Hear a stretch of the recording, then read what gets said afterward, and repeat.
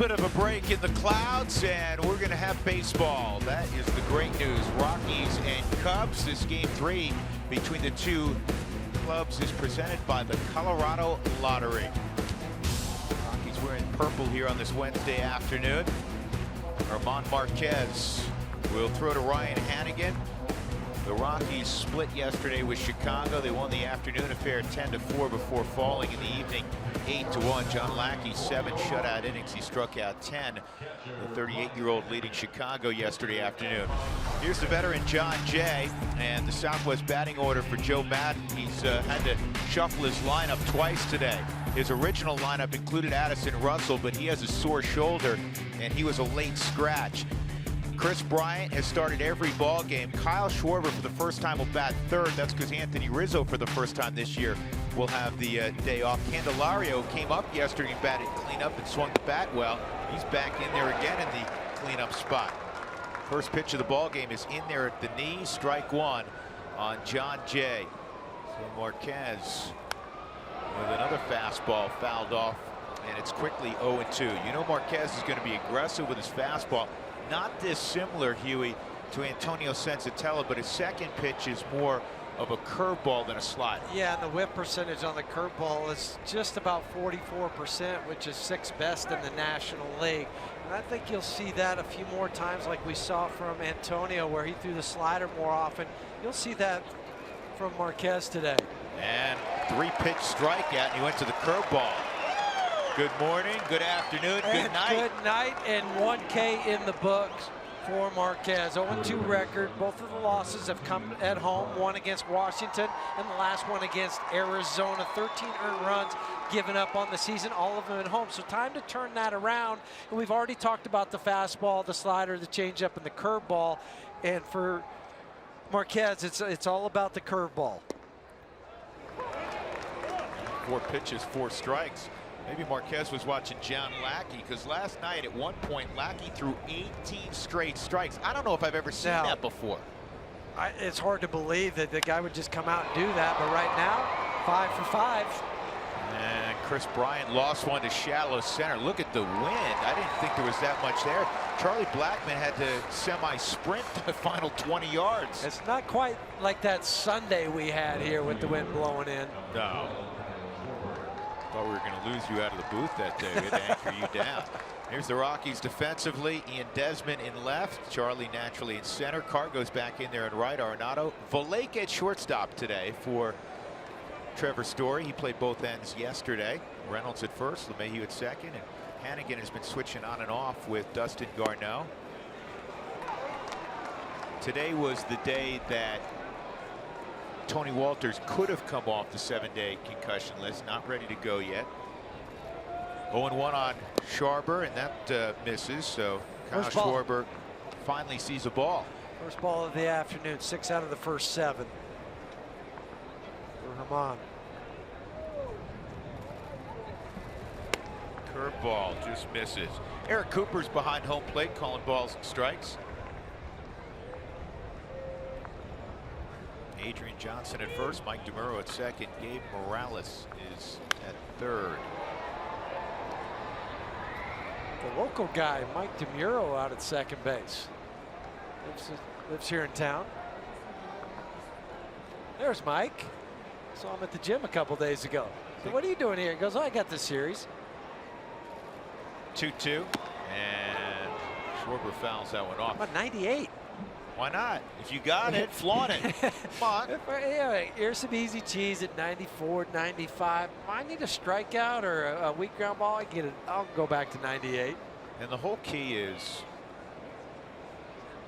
Billy's big on saying this. You're big on saying this. Listen, if you just keep throwing 98 and it shows up in the middle of the plate, it's going to get hit. So you have to vary it. And that pitch at 96 just missed. 3-2. And we'll see that from the guy that's going to pitch for the Cubs, where he doesn't have the good velocity, but he very rarely throws a ball right down the middle of the plate. Yeah. He shaves the corners. And Schwarber held up, so he'll draw a 2-out walk. And that'll bring up Jeimer Candelario.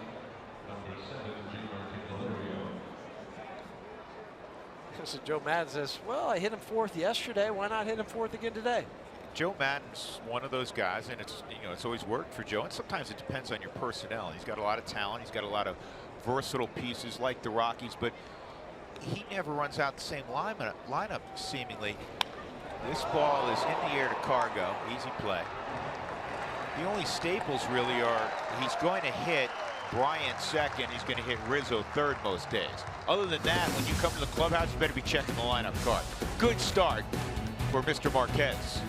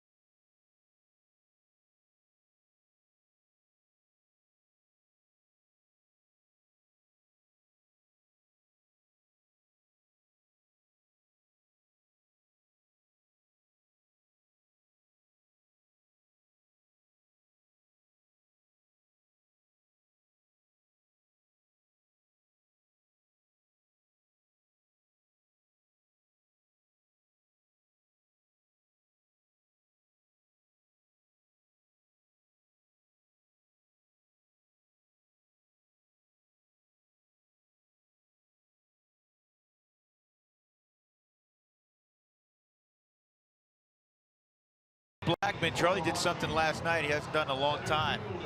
Didn't start. Didn't get to play until very late, but he's back in his happy zone because he's in the lineup and at the top of the lineup with that .309 average. Here's Buddy Black's Southwest batting order this afternoon in the rubber game. LeMahieu naturally will bat second. Then it's Nolan, Cargo, Mark Reynolds. He's been pretty good so far this year. Ian Desmond hitting over 300. He was 4 for 8 in the doubleheader. Pat Valaika can swing it. He's playing short this afternoon. Ryan Hannigan has made a nice impression on the Rockies so far. And the Dartmouth grad Kyle Hendricks has the baseball. And as we were discussing, Huey, he's not going to break the radar gun, but he gets you out. Well, his first 3 starts weren't Kyle Hendrick-esque because he was 1-1 with the .619, but his last 3 are 1-0 with the .104. That 85.5 miles an hour is not a misprint. It shouldn't be a 9. It is an 8, and that's the second lowest fastball velo this year. Only Jared Weaver throws softer than Mr. Hendrick. I feel when you're talking about a guy throwing that slow that you got to talk a little quiet. Like a golf guy. I've never been big on whispering. I learned that from Frazier. Okay, yeah. 2 strikes on Charlie. Well, if you look at his history, from the time he left Dartmouth in the minor leagues to after being traded to the Cubs, he's always had a low ERA. He just figures out a way to get outs like that. And what surprises you is he gets strikeouts too. He gets swings and misses. He's 33-18 in his career with 483 innings pitched in the major leagues, 411 strikeouts prior to that last one to Charlie. So LeMahieu will step up against Hendricks. But this is kind of a throwback guy. You know, yeah, he's great. Greg Maddux was known as the professor. And there's a strike. In his minor league career, 31-19, a 2.69 ERA. And in his big league career coming into the year, a 2.92 ERA. Who has that anymore? And a career whip of 1.08. And he's pitched here 3 times, and he's pitched well here. He has a 1-0 record with a 3.44 ERA at Coors Field. So the Rockies have to turn all of those numbers around this afternoon. And that was fouled off, 1-2. Game plan wise, you got to be ready to swing it, don't you, Huey? Yeah, he's going to fill up the strike zone. He'll be in and out, and he can do something different than a lot of guys. Most guys are 4-seam to one side or the other, and then 2-seam the opposite side. He can 2-seam it both front and back, meaning to the hip side of a guy or the outside of a guy. It doesn't matter whether it's right-handed or left-handed. Pretty much a 2 1/4 pitch guy. Yeah, fastball, changeup, and occasional curve. And staying back and lofting it into left center field for a base hit is LeMahieu. And I think DJ's natural approach helps him against a guy with a good changeup, doesn't it, Huey? Most definitely, because his approach is the opposite gap the other way, and then the changeup, all that happens is your bat travels probably another 6 inches in the zone. So you're still in the zone long enough. It's not in and out before the changeup gets there. The Subaru Supermo, he doesn't do anything different. That's DJ's approach. The only difference was it wasn't barreled up, it was hit more towards the label. He'll take the result. Here's Nolan. Nolan has struggled against Hendricks, as a lot of guys have, just 3 for 14 lifetime.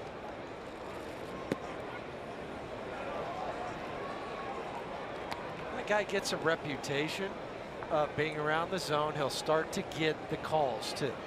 You know, we mention this periodically. You and I are like husband and wife. We spend a lot of time together, and I literally was just going to offer that to you, that sometimes umpires get caught up in a guy who has that reputation. Right, because they know the pitcher that's out there. They know what type of stuff he has. They have their own scouting report. Yeah, and to Eric Cooper's credit, it was a borderline pitch, probably could have gone either way, and he called that first one a ball. 1-1 on Nolan with Cargo on deck.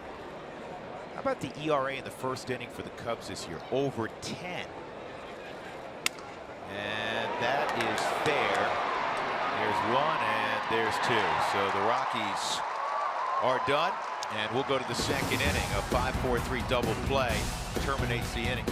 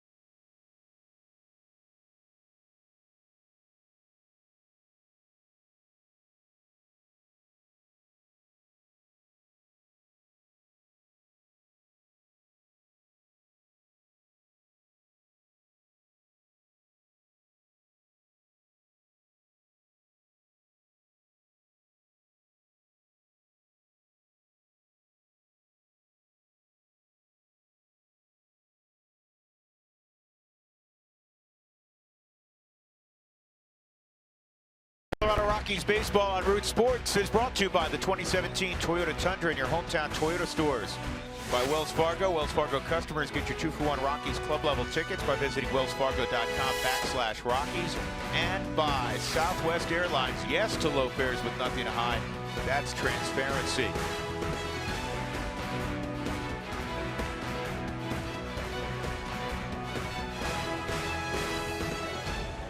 Mark Stout, Jeff Houston, I'm Drew Goodman. Miguel Montero swings at the first pitch. Maybe a longtime member of the Diamondbacks, now in his 3rd season with the Cubs. Hitting .378. He had a rough year at the plate last year. Wasn't good. Hit just over 200, but he's always been a dangerous guy. He's got some bump. 108 home runs since 2009 for Miggy. Good man, and he's always been a leader wherever he has been. I was chatting with him for a while in the Cubs clubhouse today, and he stepped forward a little bit yesterday between games of the doubleheaders. It's now a 1-2 count, and he basically told the guys, hey, we got to stop playing sloppy baseball. Let's go. He goes, we're good enough to win this thing again. He just feels like there's been an overall, just a little bit of a malaise. We've seen it from teams that win championships. Strike 3 on the outside corner. Beautiful pitch. And it happens with teams. It's that World Series or that championship hangover that you hear about in sports. Miguel Montero wasn't happy with the second strike call. It didn't look like he was happy with this call on the Subaru Supermo. Not sure why. It looked like it caught the plate, and it certainly did. That last one at 98, by the way, on the black? Yeah, I think that's what it said. That's maybe what he was arguing about. That's not fair, is what he was saying. Javier Baez takes a strike on a breaking ball. He had a home run to the opposite field last night. This is a guy that you don't really want to or need to be on the plate with. Right and there. There's evidence. To your point, he's a free swinger, and if you make a mistake, and sometimes it doesn't have to be in the zone, but if you make a mistake, especially up and or in, that's where he likes to swing. So don't just take it in the other batter's box. I like that call by Hannigan. Try to get him to reach again. 1-2. One out, nobody on. We're in the second. Delayed by 50 minutes by rain, and another strikeout. That's 3 for Marquez. He had 3 strikeouts in his last start against Arizona, but the start prior to that he had 8, which is a career high, and already evidence of a great breaking pitch. Great curveball today from Herman. Here's Tommy La Stella. Tommy originally was playing third today. And then when Russell went down, Chris Bryant, who was in right field in the new lineup, moved to his more customary spot in 2017, third base. La Stella went from third to second. Baez, who just struck out, went from second to short. Center field. And there is Charlie. And that is another outstanding inning. 22 pitches to navigate the first 2 frames for Herman Marquez, including 3 strikeouts.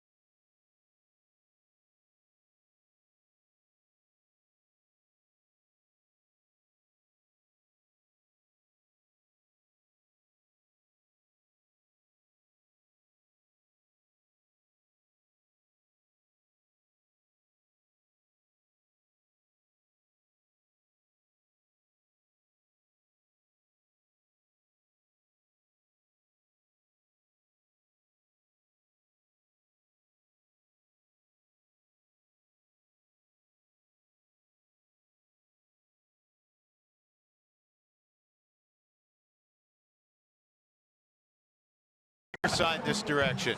Mom thinks we're at school. Go Dad and Rockies. Classic. That is an all-world dad right there. Maybe now that she can enjoy the game, but that's so neat. It's the way it ought to work.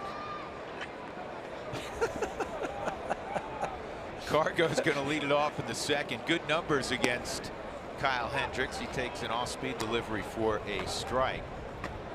Cargo 5 for 14 with a home run against Hendricks. The Cubs do put 3 on the right side. 1-1. Cargo got an RBI single in the afternoon affair yesterday. 1 for 4, and was not a participant in the ninth game. Parra got the start in right field. Still sitting on 199 home runs in a Rockies uniform. 3 for his last 28.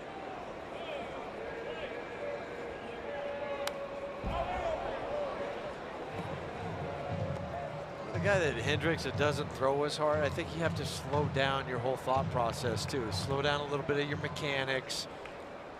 Don't be in a rush. Because that's what he's trying to get you to do. Speed everything up as he slows it down. Second strikeout for Hendricks. That'll bring up Mark Reynolds. Fans, when the Rockies score 7 or more runs, go to participating Colorado Taco Bell locations the next day between 4 and 6. Get your Rockies taco special with Masa Taco Bell. You can do that later on by virtue of the Rockies' 10-run first game yesterday. Reynolds in that 10-run first game, 3 hits, 3 RBIs, including his 12th home run of the year. Mark is 3 for 4 lifetime against Hendricks.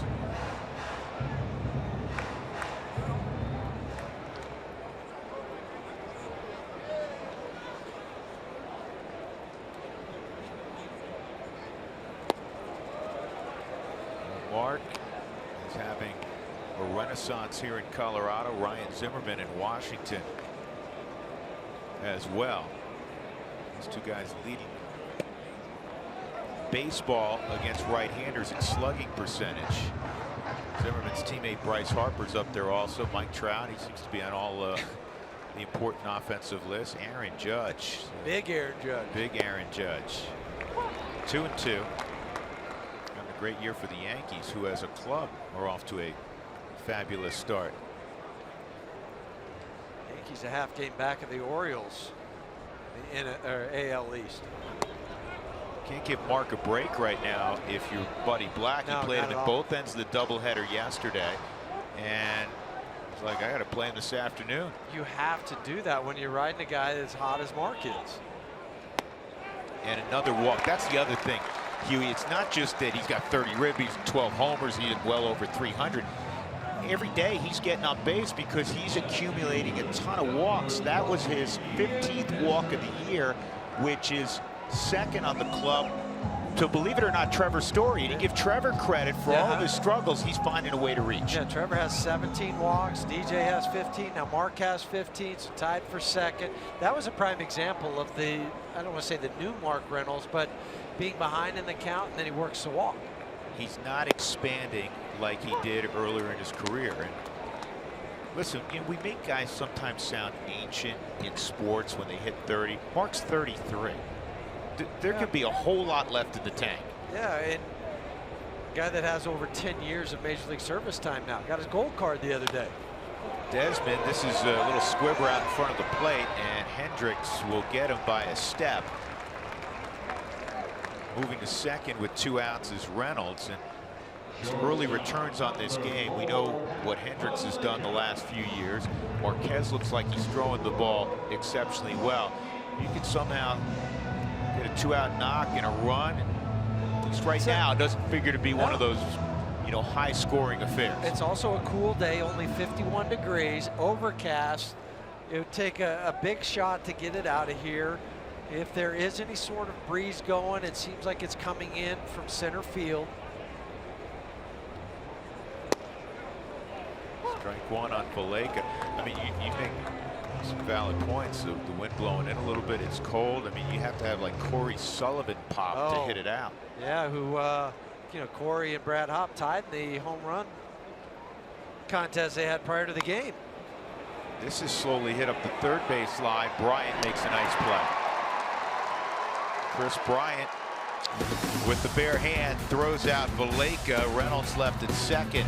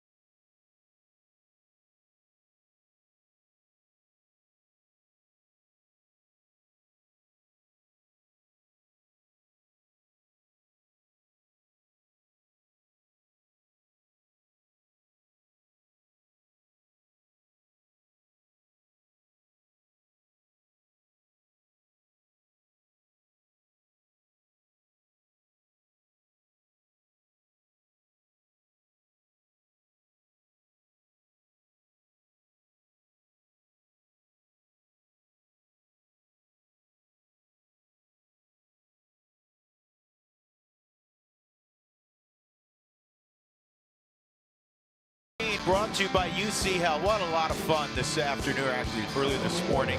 It was the UC Health Rocky routine and home run derby, and Brad Hopp came in from Fort Worth. Brad hit 5 out.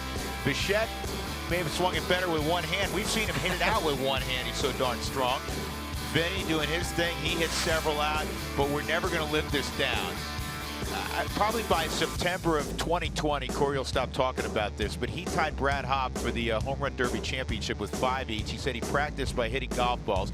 Everybody's beating up Spilly because he didn't hit one out, but I thought his BP was really good. He hit line drives to the big part of the field, which he always used to do, and everybody's giving him a hard time. They didn't say it was BP practice. What was the name of this drill today? No, but you know, listen, you know this, Huey. You got to take your swing. Run derby. It was turn and burn for Corey. I was proud of Corey. He crowded the plate, got everything down and in, and kept lobbing him over the scoreboard. So good for Corey. Saw some athletes from around town. Francois Bocheman, who could swing it. He hit his first ball that he saw today out. He ended up hitting 3 home runs. He hit 4 last year in a little home run derby here. 2 balls and a strike on Albert Almora Jr. Just look at Corey, just dropping that backside, elevating 5 home runs. He didn't know whether to go with a toe tap or a leg kick. I think at times he got caught in between, but look at that launch angle. Well, because they were hitting off a machine, which is not as easy as it may seem. Hard to get a timing mechanism down. Cargo's going to have a play on Almora Jr. in right.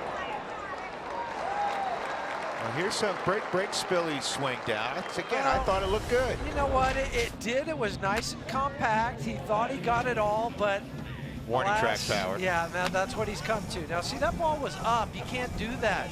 If you're trying to hit a home run, you can't get a ball. The other thing, too, is he might want to hit the gym or the treadmill because he was gassed.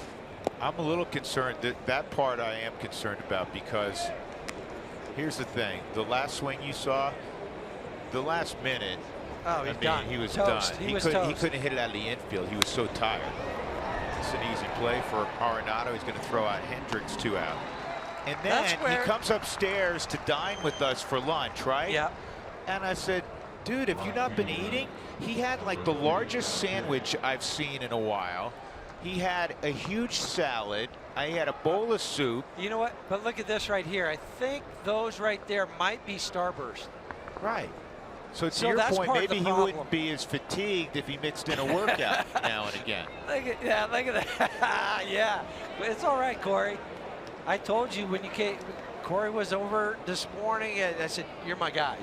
I think you got it between you and Spilly.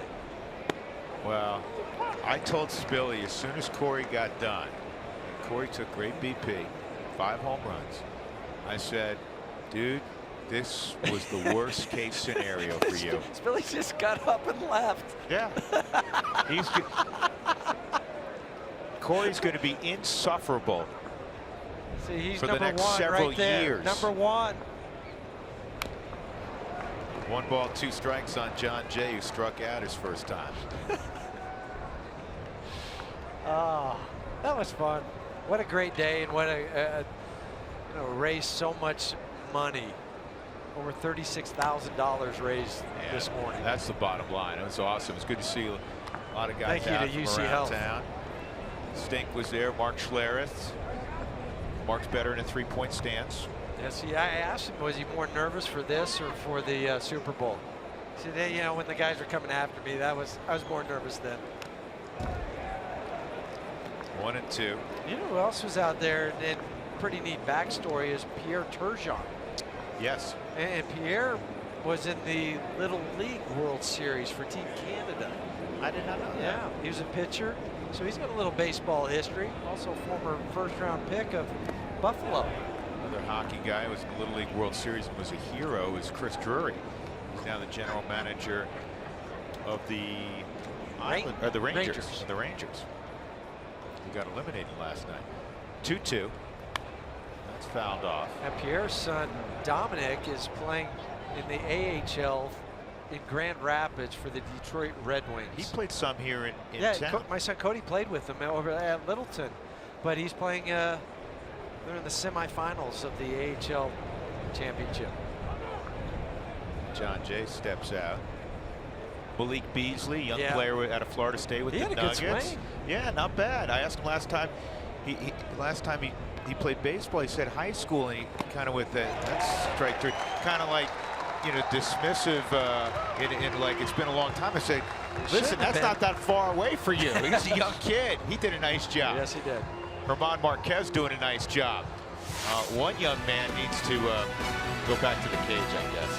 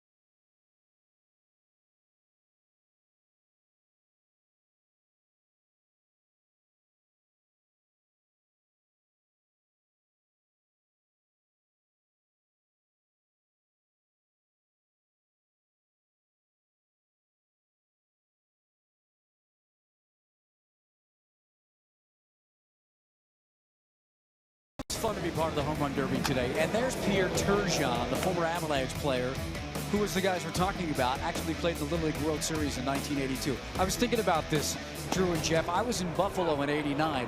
He was the #1 overall draft pick in the NHL in '87, 5 years removed from playing in the Little League World Series. And he told me they are having a 35-year reunion, that Little League World Series team, in Williamsport this upcoming summer. So he's looking forward to that. He had a lot of fun. You know, it was a lot of fun talking to the guys that weren't the baseball players. They just were enjoying things today. And Pierre said he even hit in the cages off of Bellevue down by Pirates Cove. I think you know where that is. He was trying to get ready, but he had a blast wearing number 87 because, you know, he couldn't wear 77 because they retired it for Ray Bork when he came here with the Avs. Over 500 career goals in the NHL, over 1,300 points for Great Pierre. guy, too. It was fun just talking to him. I hadn't really seen him since the Avs days, and then when I was in Buffalo, when he was the man there. He had a marvelous career, and I've always said this about hockey players: if they have any baseball background, they're going to hit it pretty far. On a golf course, they can hit it a mile. Strike three, changeup gets Hannigan. That'll bring up Herman Marquez. 3 strikeouts, 3 out of the first 8 by Kyle Hendricks. Looks like his changeup is pretty good today. It's been getting hit at a higher clip this year, 265, than it has in the previous 2 or 3 years.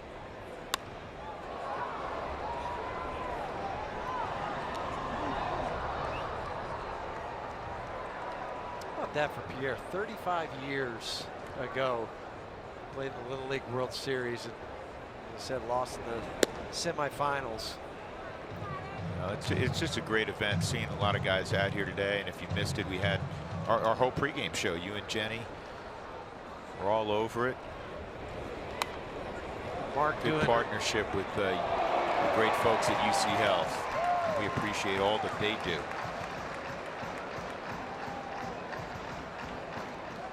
Mark Randall was out, the former Mark Nugget. got a good swing too. Yeah, Mark's a good athlete. Mark's a great golfer. Marquez is gone.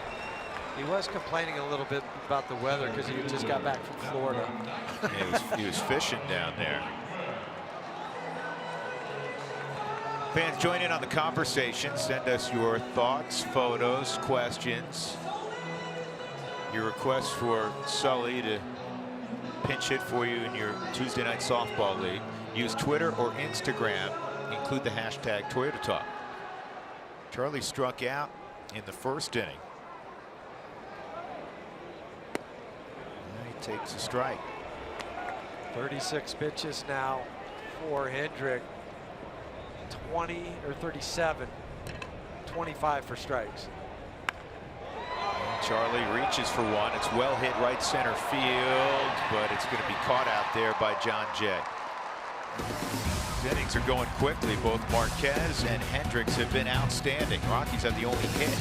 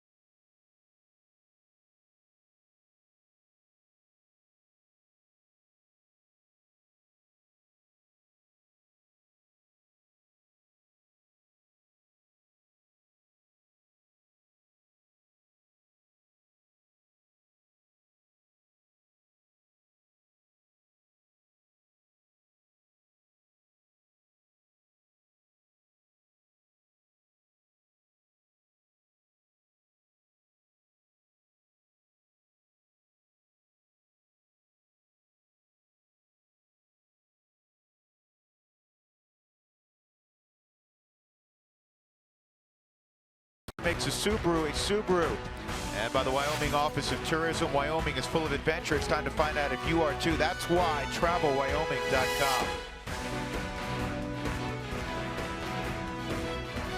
Well, this ball game was delayed by 50 minutes at the outset because of rain.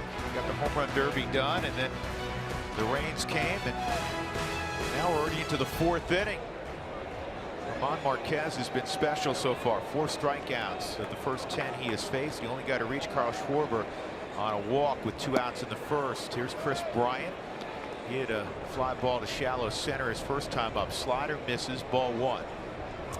These guys are attacking the strike zone, mixing in some pitches. And a rare 2-0 count. Out of the first 40 pitches, 25 strikes thrown by the 22-year-old German Marquez. I'll tell you a great story about the connection between Antonio Senzatella and German Marquez. They were both well thought of 15 and then 16-year-olds. You can sign at 16 in Latin America. And the Rockies, like a lot of teams, where's that?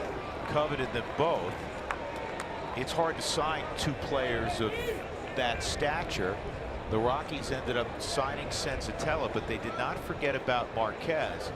And when Jeff Bridich put that deal together, Corey Dickerson to Tampa, this ball's pulled to short. Vallejo will have a long throw, and he got it there just in time. Bryant runs well. I mean, he does everything well. I think he surprises some people. He's got those long strides. So take a look at that, and then we'll finish the story. Yeah, so Pat goes in the hole on the Subaru. Supermo comes up, and luckily he grabbed that across the seams, came over the top, 4-seamer, had a little carry going to first base to get Bryant by half a step. So that'll bring up Kyle Schwarber. So the Rockies didn't forget about Marquez, and when they got Jake McGee for Corey Dickerson, Jeff and his group said, we have to have Marquez back to do this deal. We love Jake McGee, but we love Marquez, and to get this deal done, he has to be included. And that's how and why Marquez is now with his Buddy Senzatella.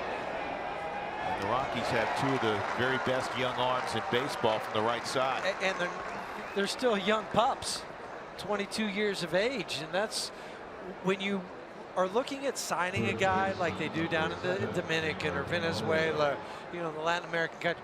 You look for projectability. And so you couldn't sign both of them, but you still know that, hey, let's keep an eye on this guy. If we have a chance to acquire him again, let's do it. And they did with Marquez. Think of the contrast as Candelario steps in. In this series, the contrast between the three starters the Rockies have thrown out and the three starters the world champion Cubs have thrown out. Arrieta, 167 career starts. And Lackey 423. And John Lackey's 38. And then, you know, Hendricks is just 27, but he's been around for a little bit. The Rockies with a bunch of puppies.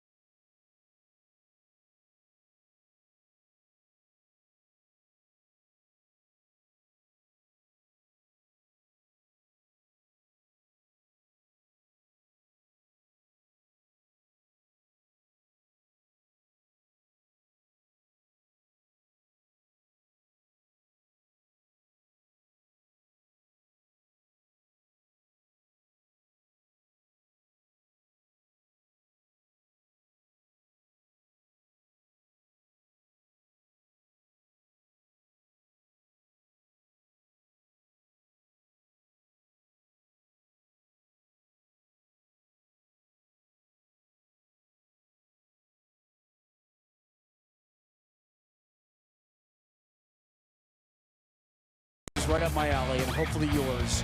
Most annoying fans in baseball. We go Cubs, we go Red Sox. Hey, Pedroia. We got the Dodgers on there, and we got the Yankees on there. We'll show you the results in the postgame at RootSports_RM. This is what's happened a ton here over the last 3 days. She's from Waukegan, that's Illinois? Yes, it is. Right, and you're from? Antioch, Illinois. Right, but. But I live here. Right, and he's got the purple on. Right. Get her on. I'm trying. All right, see, he's repping it. Waukegan. Okay. It's a northern suburb, Mark. Yeah, it's not far from Wisconsin. She said to me, Chicagoland.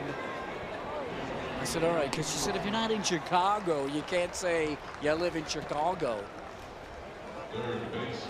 Well, there are a whole lot of Cub fans here. We understand that. Wherever they go, they travel well. They've been around a long time. And we hope that they keep coming back. We hope the Rockies keep winning series against Chicago. That will be an interesting CenturyLink poll question. The answers to that'll be revealed in the postgame show. Something tells me that the Cubs, being here in town, and because they just won it all, finally, are going to find a way to the top of that poll today. Now, if it was the Red Sox here, it'd probably be the Red Sox. 1-0 on Nolan, bounced into a 5-4-3 his first time up, and now 2-0.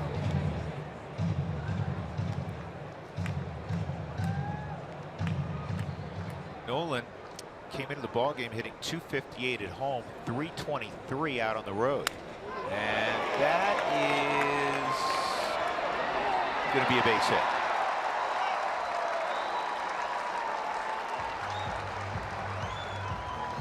Well, I think Nolan hit that maybe a little softer than Kyle Hendrick threw it.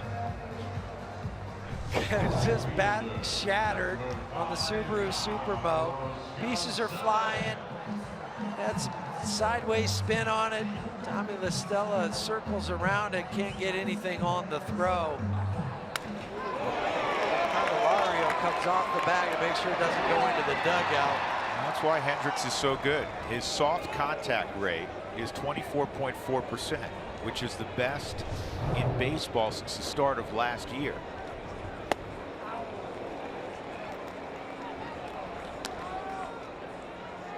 He's a pitcher, and the crazy thing is, if he was pitching down the street at Arapahoe High School or at the University of Northern Colorado, there's no way he'd be a high draft pick, because all the scouts will go, well, you know, he's got a 20 fastball, 25 fastball. Let's say, oh, he's got great command, like his secondary stuff. That's a hard sell to the scouting director. I want to see 95 plus. Cargo right now really struggling against everybody, but in particular, he does not look good his first two at bats against Hendricks. He will figure it out. Keep saying that. He has history on his side, and this is poked to short. It's bobbled and no play. And you start thinking back to Javi Baez and a throwing error yesterday afternoon that kind of opened the floodgates for the Rockies. And he wasn't sure what he was going to do here. And I'll tell you why when we give you this high home look that we have, because where Tommy La Stella was playing, look at how far over the second baseman is. Normally they're in this area right here for a double play. So when this ball's hit, Baez going, well, do I have time to throw it to somebody? He started to peak before he could even make that play. It'll be the 5th error on the season for Baez, second in this 3-game set. And it's now 19 out of 34 ball games. Think about that, Huey. 19 out of 34 ball games that the Cubs have made at least one error. They were extraordinary with the gloves last year. At this point last year, they had a .984 fielding percentage. Now they have a .980. That's 10th in the National League, 21st in all of baseball. Now the right guys at the plate with one out. Mark Reynolds hitting .355 with runners in scoring position, leading the club with 30 ribbies.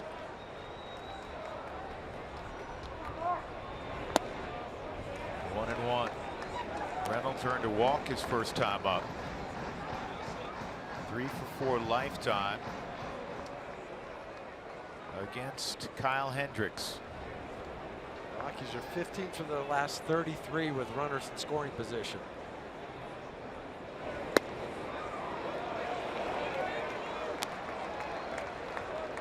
Two and one. Hendricks wants a new baseball. Kyle's like Chad Bettis, man. He's going to catch the baseball and get right back on the rubber. Like he's double parked outside the parking or outside the stadium. Didn't want to get a ticket.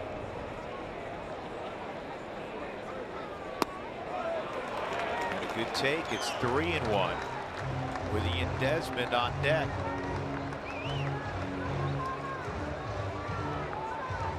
Was down on the Subaru strike zone. Hendricks trying to get a ground ball, but now it's 3 and 1 and count favoring Mark Reynolds. Ball 4. He didn't want to mess with 12, and now they're loaded up for Ian Desmond. Well, Mark was 11 for his last 21. Now 6 walks during that time. Desmond hit a little squibber in front of the mound in the second inning. Ian 4 for 8 on the day yesterday in the doubleheader. He's got great numbers with the bases loaded. The other thing you like about Desi is he's an above average runner, so he's a little more difficult to double up.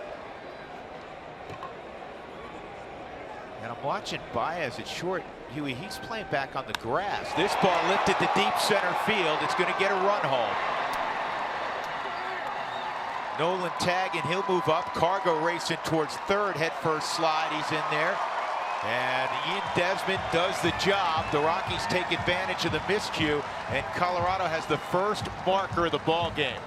And he got a pitch that was middle and probably mid-thigh high, and he knew he could handle it and just get that sac fly, get that marker on the board. Desmond, he had hit that little dribbler last time, and this time he gets a pitch that doesn't have much depth to it. So he already created some angle to hit the sac fly for his 5th RBI.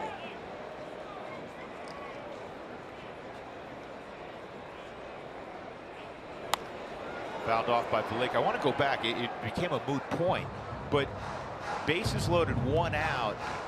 Where Baez was playing on the grass, yeah. Isn't that you got to play double play depth, don't you? Yeah, no matter how strong your arm is. Because he's in the same spot right now that he was on that first pitch to Desmond. So that's a hard place to turn a double play. The rule is into and over 2 for an infielder. Now it might change depending on if he's a big pull guy. You might just slide over 2, but you still have to shorten up because you can't be in 2 places at one time. 2 strikes on Valleca with 2 outs, 1st and 3rd.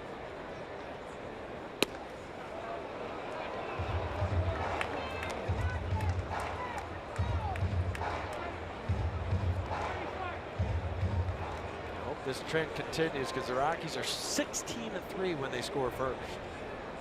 It's a heck of a record. Valleca swings through that. The Rockies take advantage of an error, and Ian Desmond comes through, and the Rockies have a 1-0 lead going to the 5th.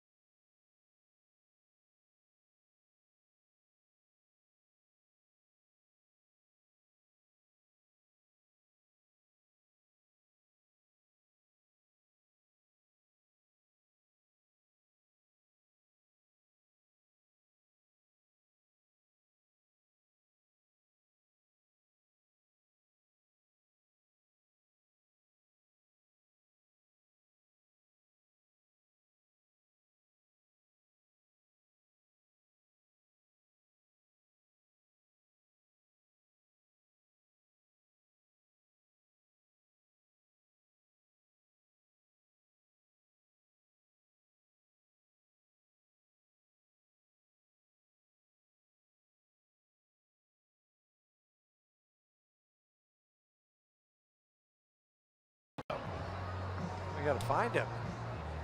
That's the game. He's in there somewhere. Oh, I see him. I see him. I'll wait just a second. Wait. You give up? Oh, hello. There's Waldo.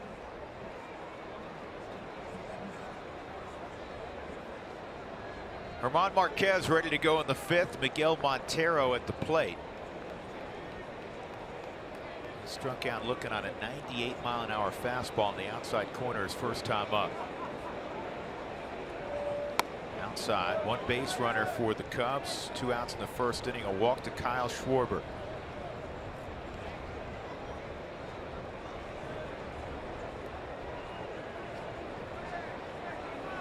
And that's a strike. Montero, who knows the Rockies so well from playing in the division all those years with the Diamondbacks, he was really impressed with the first 2 arms the Rockies threw in this series, Senzatella and Kyle Freeland. And I think if you ask him after this game, he'll be impressed with this guy too. Yep. And those words came unsolicited from Miguel. Well, you'd seen enough games playing against him to see the number of starters that the Rockies have had over their their time when he was with the Diamondbacks. Yeah, I mean, a starter for a long time now, positioned a little bit more as a backup. That's strike 3, and he knew it. He's just walking off. That's a dandy curveball. So he caught him looking with 98, and then he throws a hook at 80. 5th strikeout for Herman. Oh, that's a great look out of the hand on the Subaru Superbo. You position the ball out on the fingers, you got some, and then you really just pull down as you release the baseball. Baez struck out swinging his first time. 1 out in the 5th. That's fouled off. And I like what Herman did right there. He didn't like the sign that Ryan had put down. So he said, no, I want to go to this pitch. I want to go to a slider that's away from him. I think it's really important. Catchers know this. You are making educated suggestions. It is the pitcher's game. And I've always felt like, well, when a pitcher says you want a whole day of shaking off. You want to be in symmetry. Right. But I don't like when pitcher goes, privately, boy, I don't think he called a good game. It's your game. Strike 3. And Herman Marquez is slowing him down. Yes, he is. That is 6 strikeouts with 2 outs in the 5th inning. And sometimes you won't get the young guy shake off a veteran catcher like Ryan, but Ryan hasn't been around. He wasn't in spring training. But right now, he's just got the guys guessing. Through a slider, curveball, and then here's a fastball. Tommy La Stella. Pitch is up high. I give Ryan Hannigan a lot of credit. I was starting to talk about Miguel Montero in this regard. Miguel's now, more of a backup, and he's tutoring Contreras, the young catcher. This ball is loop foul, 1-1. Wilson Contreras started in the nightcap yesterday, and he's got a lot of offensive ability, Contreras. There he is. And with Kyle Schwarber next to him. And he said he's got to understand, and I'm teaching this, your first responsibility is catching. Your second responsibility is catching. He goes, then your third responsibility, you can throw out a couple hits here and there, that's fine. He goes, but it's all about handling your pitching stack. Wise words from a guy that's played a long time. Maleka positioned perfectly by Stu Cole, and it's a 1-2-3 5th inning. Herman Marquez.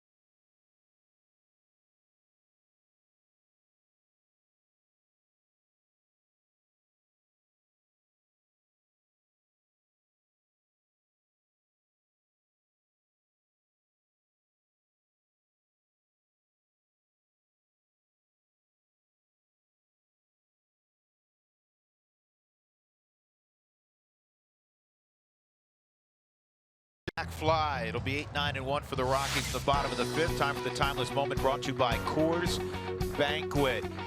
They got the band back together a little bit today in the home run derby. Brad Hoff in the middle, Corey Sullivan, and on Ryan's billboard. It's great to see Hopper. Good to see the other two clowns on a daily basis. Hannigan takes ball one. He had a backwards K his first time up. Well, I think they brought some M&Ms, Reese's to go with the Starburst. Halloween every day in their house, huh? Corey can bring some great snacks, so I'm not going to throw him under the bus. He brought me some sweet tart ropes yesterday. Thank you, Corey. 2-0 on Hannigan. Those guys, folks, don't be fooled by this. They're really hard at work preparing for the post-game show right now. They didn't have to do anything during the pregame show. Try to hit some home runs.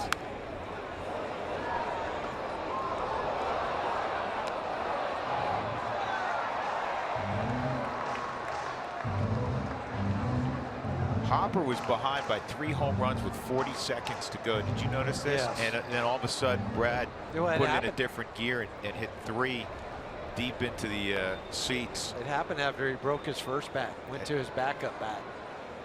Got the Wonder Boy out. Hannigan, a strikeout number 6 for Kyle Hendricks. Well, after the Cubs leave after this game, you catch all the action when the Dodgers come to Coors Field. Tomorrow through Sunday, you can get your tickets online at Rockies.com. So Herman Marquez took some healthy hacks his first time up. It's just in case, as a pitcher, just in case you hit it, right? Why not? Kyle Hendricks last year fashioned one of the lowest ERAs in the history of Cubs baseball. This ball's hit pretty hard, and good recovery by Candelario.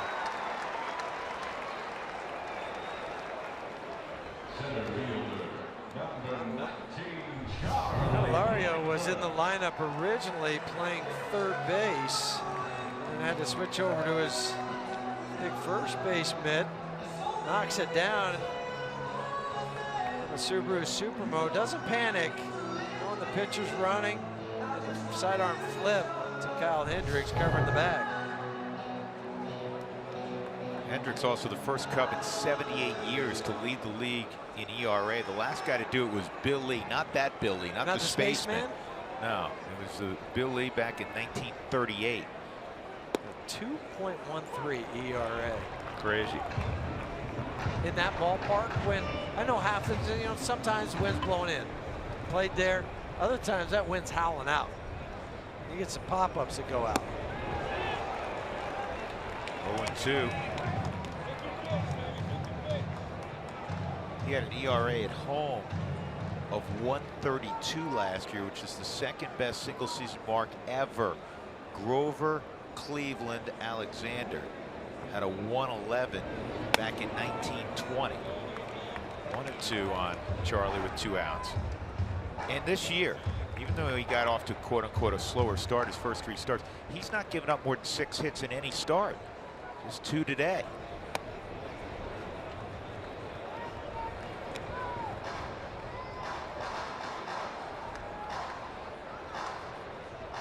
Texas in 2012. He was acquired at the trade deadline, part of a deal that sent Ryan Dempster from Chicago to Texas. 3-2. Kyle was an 8th round selection in 2011 for Texas. 264th pick overall. And he went to school in Hanover, New Hampshire, and Dartmouth. He's from Newport Beach, California. 3-2. And this ball's driven pretty well to right, but the ball's just not going anywhere. Caught out there by John Jay. So we move on to the 6th inning. 1-0 Colorado.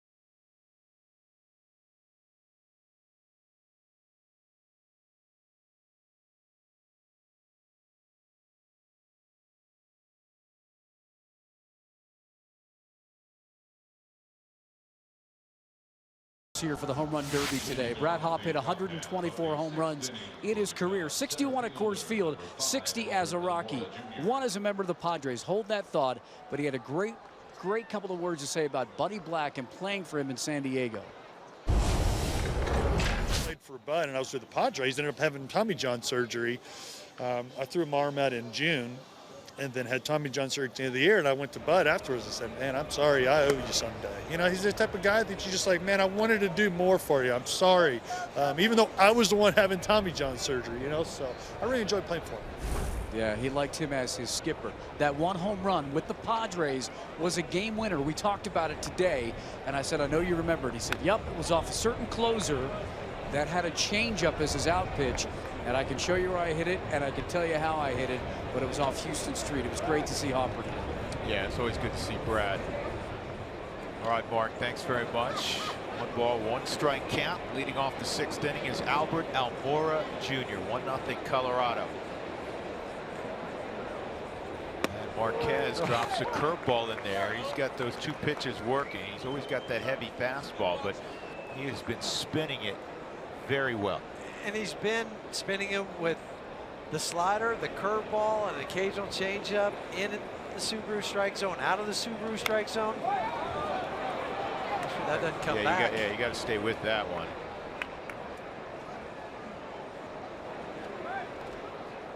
It's off the very end of the bat.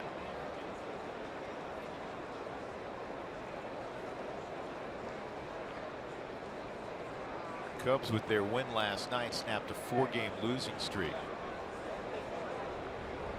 They've had 2 4-game losing streaks this year.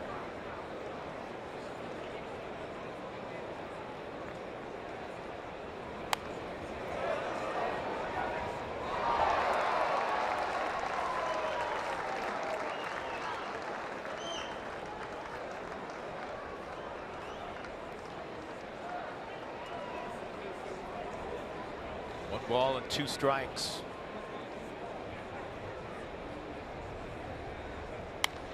And this is lifted to center field. Long run for Charlie, but he'll get there. Plenty of time. 1 out. And for the first time in this series, Joe Maddon has his pitcher hitting 9th. So Kyle Hendricks will come up. He had a little bouncer to 3rd in the 3rd inning.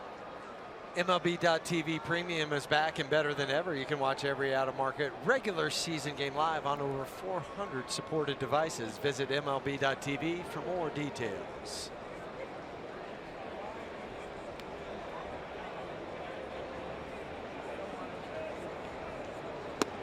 And Hendricks takes a strike.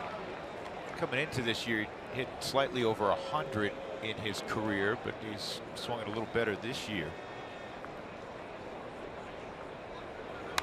And that is line to right. Cargo lays out and makes the catch. What a play by Carlos Gonzalez. Remember that one. That's right. Deserves a tip of the cap. German Marquez right after he goes Superman. This Cargo in right field. We've seen a couple catches in this series. Marquez tips his cap and says thank you very much. Playing the Superman theme in the ballpark, and it's fitting. We've seen some great outfield play. That is a full layout. He did it yesterday coming in, and that was a brilliant play for the 2nd out in the 6th. And that's fouled off by John Jay, who is fanned twice. Well, if you want to have a really special day, you need some help. That's a play that'll do it. Get your teammates fired up, and then, more importantly, the pitcher fired up. And ahead, 2 strikes on Jay. Off the bat, you thought, man, that's down. And Cargo came out of nowhere. He was shaded a little bit, figuring that the pitcher's going to be tardy. And that helped. That's the scouting report that you know, but also reading some swings. 96 is fouled back. Cargo has always taken pride in his outfield plays. 1 Gold Gloves. And, you know, especially now with the bat struggling, swung on and missed. That's 3 times he has gotten Jay. 7 strikeouts for Marquez, safely through the 6th for the 22-year-old. And he'll be giving Cargo a high five when they meet up here in a few seconds. What a play. 1-0 Rockies.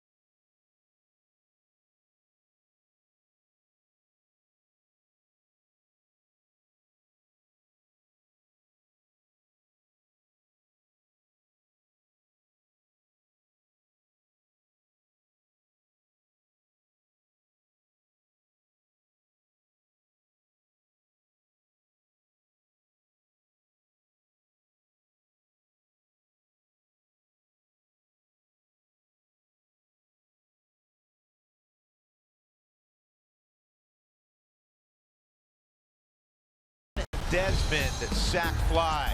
Now it's time for the Unlimited Baseball Break, brought to you by T-Mobile. We were discussing this yesterday. DJ LeMahieu came from the Cubs to the Rockies in a trade with Tyler Coleman, in a trade for Casey Weathers, who never got to the big leagues, and Ian Stewart, who is now out of baseball. This kid's been an all-star. He's won a Gold Glove, and of course last year he was the batting champion in the National League at .348. And so far this year, DJ hitting .275. And that is live, but it's at Baez. That's one of the 2 hardest hit balls today against Kyle Hendricks. Timing from Baez, this ball on the nose. So Trevor make one of those leaping grabs yesterday. See Baez go up on the Subaru Supermo.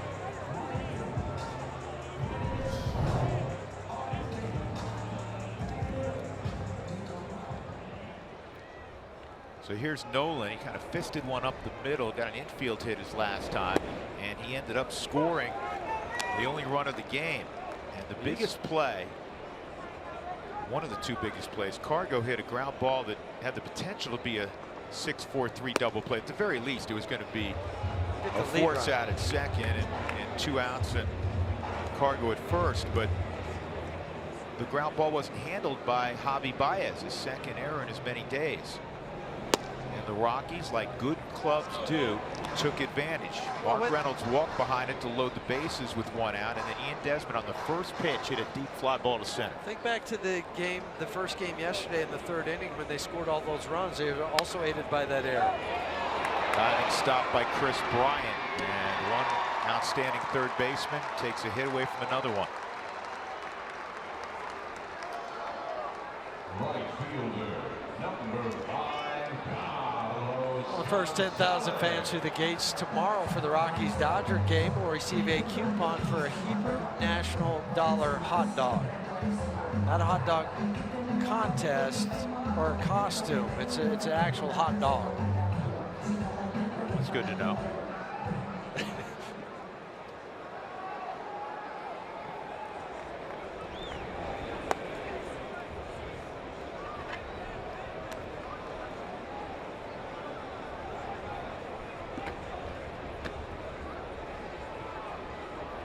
Cargo with a 1-0, 2-0. Come up with a a big one here, Cargo, after that sensational catch you had last inning, the last half inning. And 3-0.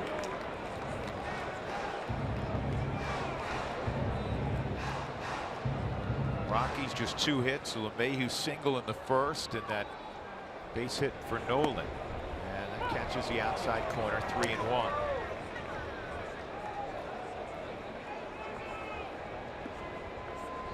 Hendrick at 81 pitches. And now Cargo has to go pick up his bat. He thought that was outside. Yeah, we'll throw the Subaru strike zone up.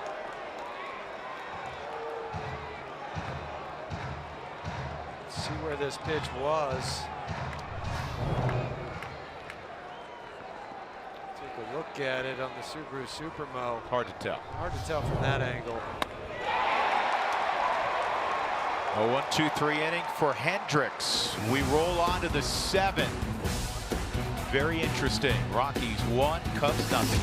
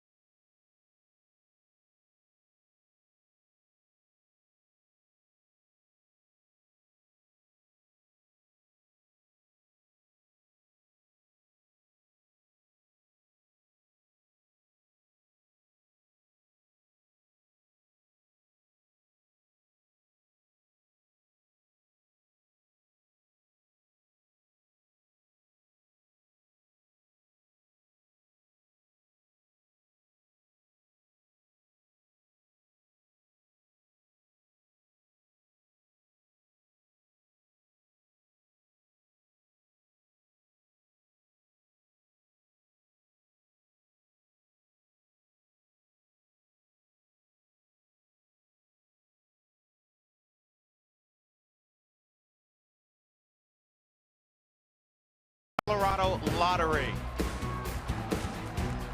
Given the weather, it's a very nice Wednesday afternoon crowd. A game that was delayed by 50 minutes before first pitch because of rain.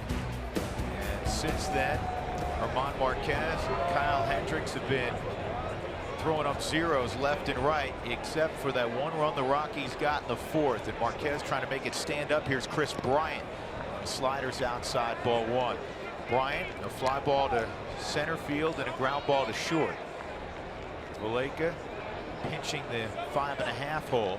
That's exactly where he hit it for that ground ball in the 4th. And Bryant got locked up, but the pitch was called inside by Eric Cooper. He may have gotten the inside corner. Looks like it did on the Subaru strike zone.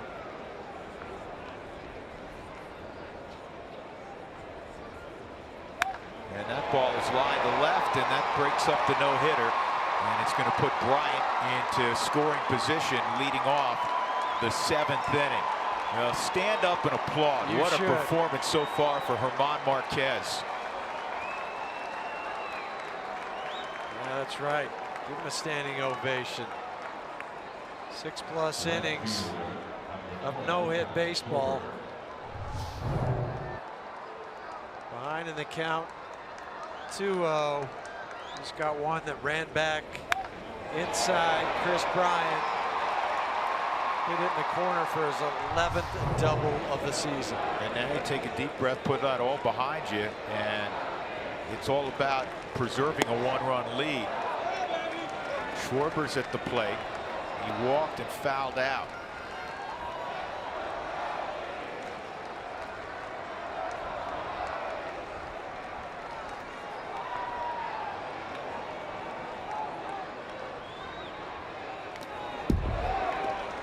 2 strikes on Kyle Schwarber. Schwarber's been their leadoff guy. This is the first game of the season without Anthony Rizzo in the 3 spot. Schwarber has 42 strikeouts, among the league leaders in that department, and that's what Marquez needs right here. He needs a punch out. Hitting below 100 with 2 strikes. And it's a Check it. comebacker, and he got That's all good right. decision. Smart. Bryant slammed on the brakes, and I think had he thrown it, Bryant would have beat the tag, and then you would have had first and second, nobody out. So Really, get the- another example of this kid having great poise. Awareness on the baseball. But the first thing he did was check to see that runner at second base. You know, Bryant starts to take off. Oh, I got to throw the anchor down, try to get back with the dive. He does, and then you get that out without him advancing to third. And now the switch hitter, Jeimer Candelario, 0 for 2.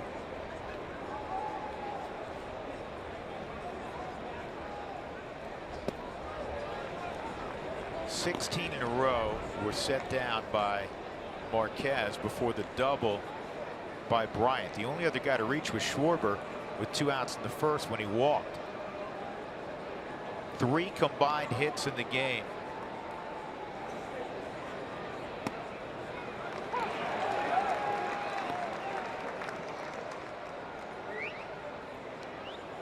'78 pitches. 11 for 22 first pitch strike. Seemed like it might have been a little bit higher than that for Herman. Pulled foul.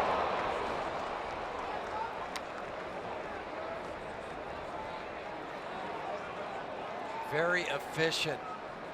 You're talking 9 pitches in the 4th, when the average you hope is 17 per inning. 5 ground outs. You see the distribution there. The flyouts, most of them are routine except for that one to Cargo in right field. Got him. Good job by Hannigan, and a little subtle play. We always talk about the intricacies of playing first base. It's a difficult position. Some people don't realize that. Mark Reynolds positioned himself, gave himself a lane in foul territory, giving Hannigan a lane, and doesn't go near the bag until he sees the fly to the baseball. Right, so you get the strikeout, then Hannigan, nicely done, clears himself by 2 or 3 feet, not just a foot. Again, the over rotation, the 12-6 break it pitch, knocks it down. Now he's behind the hitter, so that's why he went to the outside, and he'll yell that to the first baseman. And so Reynolds waits until he catches it, steps on the bag. Montero has been caught looking twice, once on a fastball, once on a curveball. And that pitch just off the outside corner, evidently. Maybe not. We talked about earlier, umpires getting caught up in a guy who's really throwing the ball well. How's that not a strike? It usually goes the other way. When he's around the zone, he'll call more. And here's a rollover, and coming to get it is LeMahieu. That was not as easy as he made it look.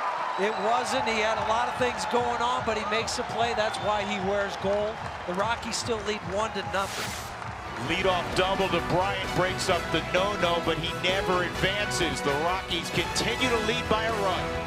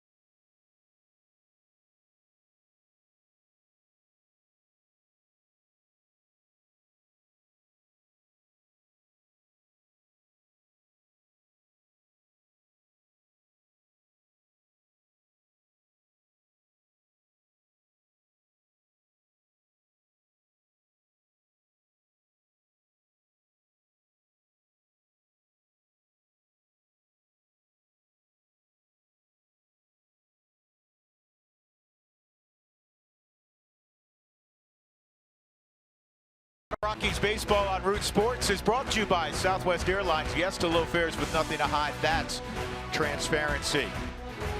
What a ball game. One unearned run separates the Rockies from the Cubs. German Marquez did not give up a hit until a leadoff double in the 7th by Chris Bryant with Antonio Senzatella. And then, undaunted by that, he goes and gets the next 3 hitters, and Bryant stuck at second. The Rockies got an unearned run in the 4th. Mark Reynolds will lead off in the bottom of the 7th. These young pitchers still, I don't want to say amaze me with their poise out on the mound, but just the way they act sometimes. They don't act like 22-year-olds, or yesterday Kyle Freeling, 23-year-old. They have poise and maturity beyond their years. You know what they act like? Let's go do this. They belong here. Yeah, that's what they act like. Not only belong, we're going to show that we can be really good here, and they do it just like that, with smiles on their face. Really humble kids, all of them. Talking about Senzatella, talking about Marquez and Freeland.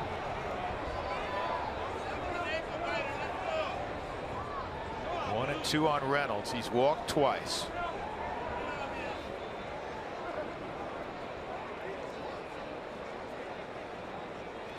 And Mark rips it through the left side. He's just on time. He's quiet at the plate. You know, a couple years ago when he was with St. Louis, he really credited John Mabry, former Rocky, for helping him, I don't want to say redesign his swing, but modify it. Yeah, hashtag be like Mark. Wasn't happy with a couple calls, and he still waits back long enough on the changeup, rips it past a diving Chris Bryant. A step and a dive, just slipped ever so slightly. You see his left foot just Fred Flintstone just for a second, where it was just moving but not going anywhere. Ian Desmond, Huey at the plate. He has the only ribby of the game. In the 4th, a sac fly to dead center, deep center. You remarked to me during the commercial break, said if this was July, that ball may have had a chance to get out. And now 2-0 on Desi. 51 degrees, cool, wet, heavy air. Like a big wet blanket. Yeah, you got to be a strong dude and really square it up to hit it out today. And if you do, it's probably going to be right down the lines. Nobody out. Rockies have Reynolds at first. 2-0 count. And this ball is well hit right center field. But again, it's just not going anywhere. There's been 2 balls off the bat today, 2 or 3, 2 by Desmond in particular, that you thought, man, he got that pretty good. Well, Charlie hit the line drive to right field that didn't go anywhere.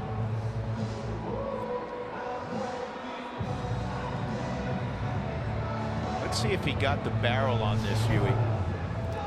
Give us a good look on the Subaru Supermo. Now, here's the barrel right there. This is the area out in here that you want to be able to hit it, and he just missed it. Pat Valaika, 0 for 2, a bounce out to 3rd and a strikeout.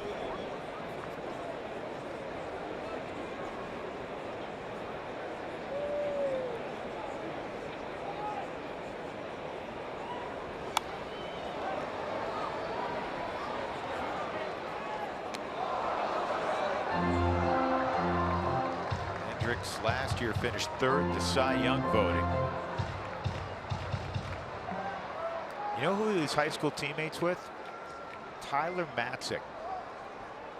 At San Juan Capistrano High School. Yeah. This ball line to right, a base hit. Reynolds will move to 2nd, and the Rockies now have 4 hits. I know what you're thinking at home. If somehow, some way, you can get a 2nd run, it would be enormous. Pitcher spot is right after Ryan, and because of that, Adam Ottavino is up throwing in the Rockies bullpen. Carl Edwards Jr. in the Cubs bullpen. It's 92 pitches for Hendrick, and Joe's not going to wait. Yeah, that's interesting. You're talking about a guy, 92 pitches, veteran guy. It's been who's been in dominant. control. But on the year, he has not thrown more than 96 pitches. So Hendricks walks off. The Rockies have 2 on with 1 out when we come back, and a 1-0 lead.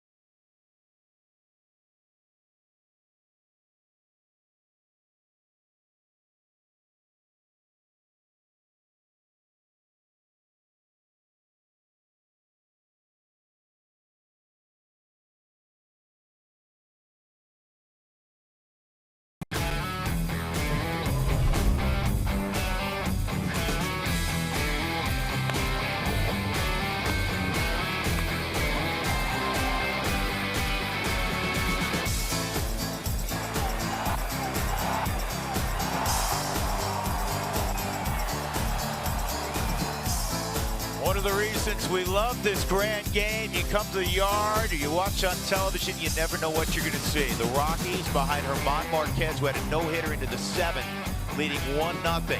Carl Edwards, who's as filthy as it comes, is a setup guy in baseball. The league's hitting .091 against him. Hannigan at the plate, 2 on, 1 out. Rockies trying to expand their 1-run lead. Just 4 hits. It's a breaking ball for a strike. 4 hits, 4 for 44 against Edwards. And Marquez is in the on-deck circle, and for me, it'll be interesting how Buddy plays this. It's the beautiful thing about baseball. You have to first guess if you're a manager. I don't pinch hit for him. He's at 82 pitches. He's got the bottom of the lineup coming up, and he has been, well, almost unhittable. And there's no guarantee a pinch hitter is going to be able to touch Edwards. You have Ottavino warming just in case. And if Otto was at a point where Otto is like automatic, then maybe it's a different story. And it's nothing against Adam. Adam has great stuff.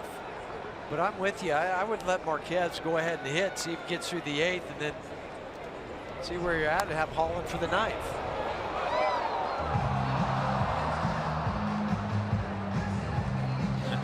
I got a wild one. I'm thinking to myself, who's got a better batting average against or a lower batting average than Carl Edwards? There can't be anybody in baseball coming out of the pen better than an .091. And Dougie just informed me there's one guy, the guy who works the 9th inning for the Cubs, an .085 batting average, Wade Davis.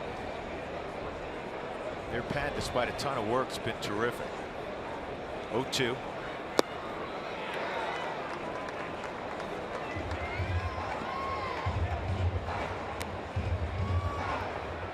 Again, a strikeout looking in the 3rd and swinging in the 5th.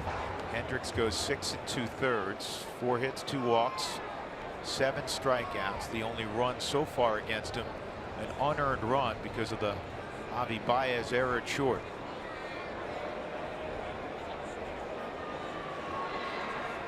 Oh, that almost hit him. 2-2. You start to lean out over the plate. Then you run one back up.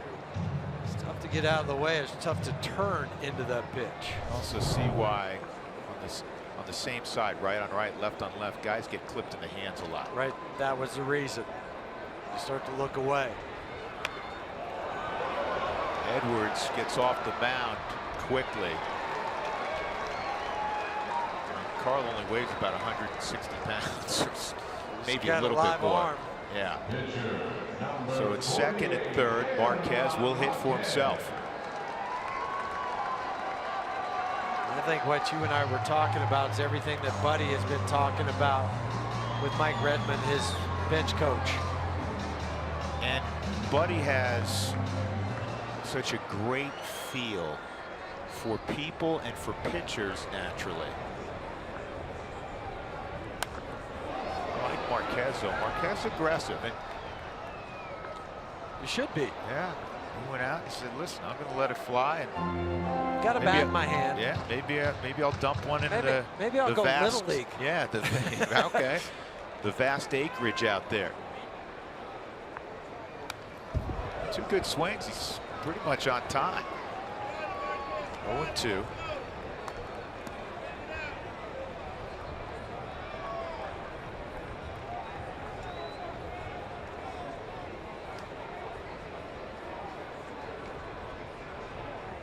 Marquez goes Little League. That's going to score 2. And the Rockies lead it 3-0. That's why you let him hit. Wow. How about that, German Marquez?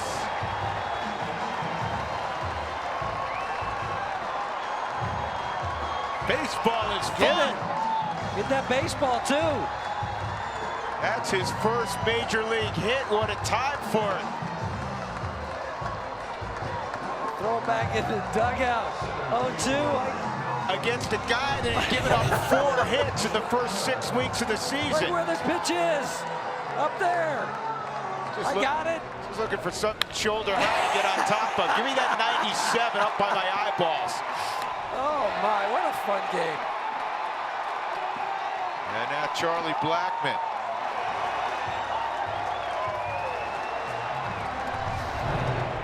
That's what you thought the end result of that at bat was going to be, right? 3-0 Colorado in the bottom of the 7th. Kyle Hendricks, like the rest of Cub Nation, shocked.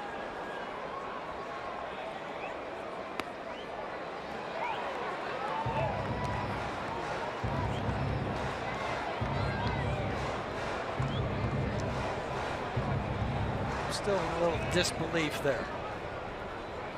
In so many ways. Not only that he gets a hit off of Edwards, but where that pitch was. German Marquez extends the Rockies' lead by 2 digits. It's now 3-0 going to the 8th. Now become a pitcher again.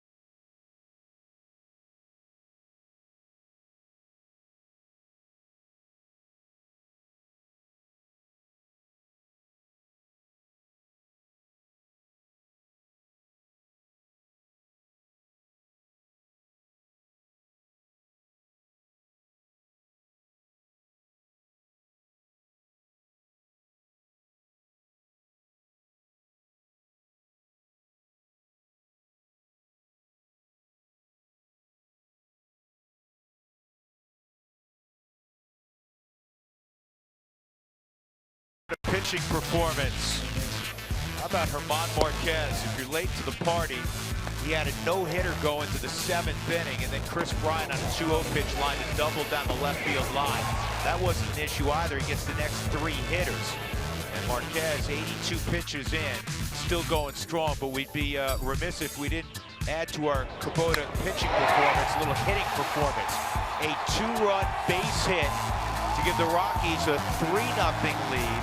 Marquez's first knock of his career, an unforgettable one. So it is 3-0 as you look at the line score on this one. First RBIs too for Marquez. And it'll be Javier Baez, Tommy La Stella, and Albert Almora Jr. 6, 7, and 8 in the 8th inning for the Cubs. Just looking down towards the Cubs bench, I see Ben Zobrist with the bat on the top step. Again, they got Zobrist, they have Rizzo available off their bench. Russell is not available. They have a 3-man bench. He was in the lineup originally and was scratched. He's got a right shoulder ailment. This is on the ground to short. Pat Valleca playing there today. 1 out. We're looking to make Mother's Day special this year. You can purchase a Mother's Day ticket package for this Sunday and have a family photo taken by the team photographer right here on Coors Field. You can visit Rockies.com/mom to purchase. Well, per Elias, German Marquez became the 5th Rockies pitcher to toss at least 6 no-hit innings at Coors Field. La Stella takes a strike. Pedro Estacio did it twice. 2000 against the Padres, 2001 against the Giants. The other 3, John Thompson, Jolie Chassin, and a gentleman we just saw, the all-time winningest pitcher in Rockies history, Jorge De La Rosa. 2 strikes on La Stella. 1 and 2. These are the days that pitchers just live for because they've got command, they have a feel for what they want to do, and it's almost like they're just sitting out there and they're throwing a bullpen. I know there's hitters out there, but it just seems so in control today.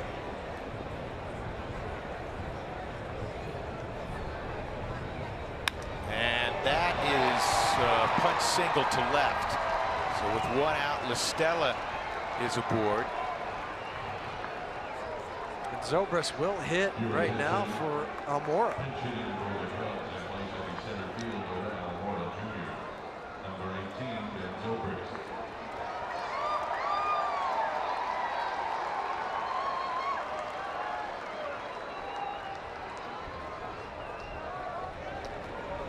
Switch hitter Ben Zobrist, a product of Dallas Baptist University. Really good baseball program for years there at DBU.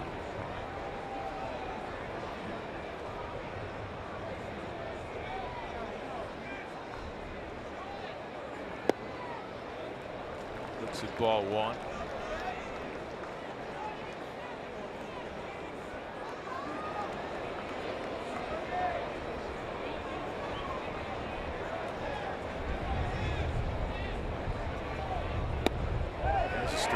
Today, Huey, correct me if you disagree. You played a lot of ball games at Wrigley as a member of the Cubs and as a visitor.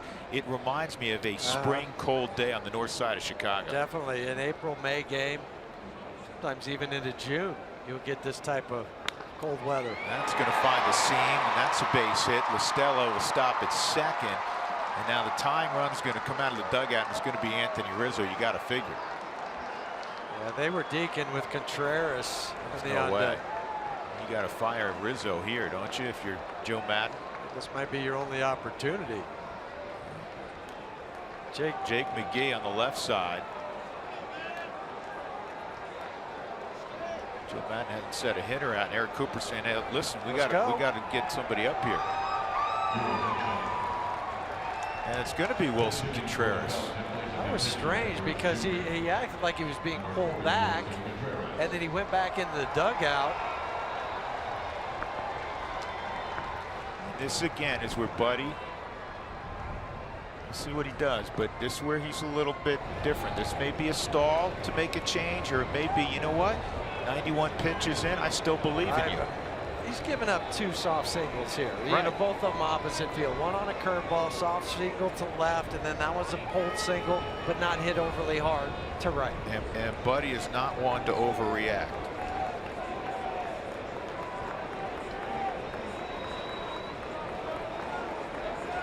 We'll see what happens here. Then you have John Jay from the left side hitting after this, so you could mix and match at that point, go to the lefty, and then with Chris Bryant, the righty, you got Otto. I just don't understand, unless Joe Madden's terrific. We all love him as a manager, but I just don't understand why you wouldn't fire Rizzo here, unless Maybe there's something we don't know about. Where Yeah. maybe that wrist is tightened up from where he got plunked by Chapman. There's Anthony.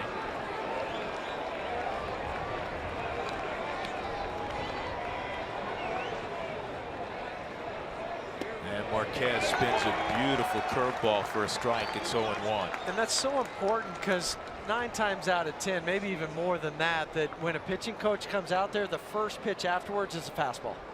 And he starts him off with a breaking pitch.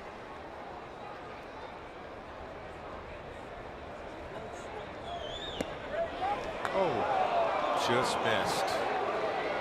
His misses have been just like that. Yeah. Barely.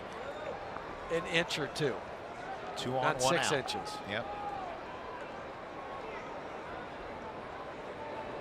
Go ahead and roll one over, hit it into a double play.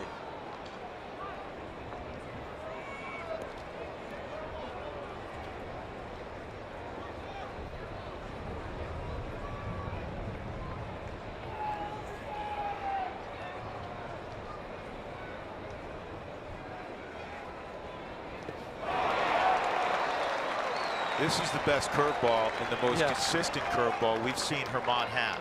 And this goes back to, you know, a few times last year when he made his first big league appearances. You know, the only other start he had one like this was down in Arizona when he started that Sunday game and had 8 strikeouts against the Diamondbacks, one the Rockies eventually lost in extra innings. That was over 6 innings. Yep. Here's the 1-2. And a ground ball slowly hit the second, and DJ shrewdly. Oh man, did he get spiked? Did Mark Reynolds get spiked? He must have.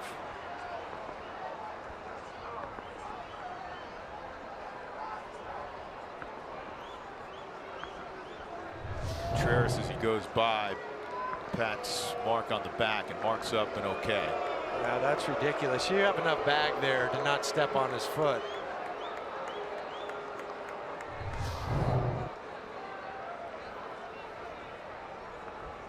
I think that's why Mark kind of waved Contreras off when he tried to come and say sorry.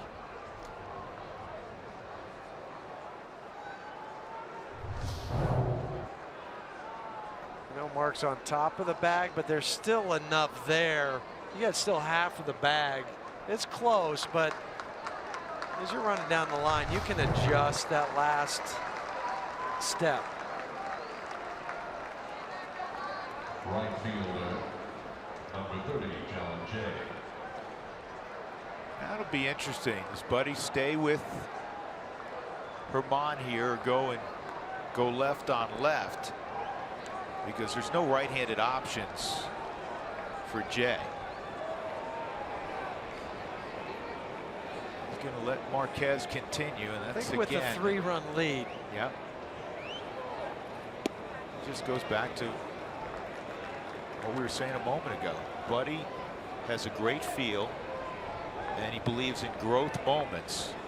And Marquez has instilled a great deal of confidence in what he has done so far this afternoon through 96 pitches. And also for a manager, you're looking at what are the swings like even late in the game? Are they getting good passes at him? Are they just missing? No, they're not. So they're not getting good swings, and that's the feel that Buddy has. Strike at the top of the zone, 1-1. John Jay has struck out 3 times and ought to add that. That's a big factor in the decision. He bought one right there. Yes. That pitch was out of the Subaru strike zone.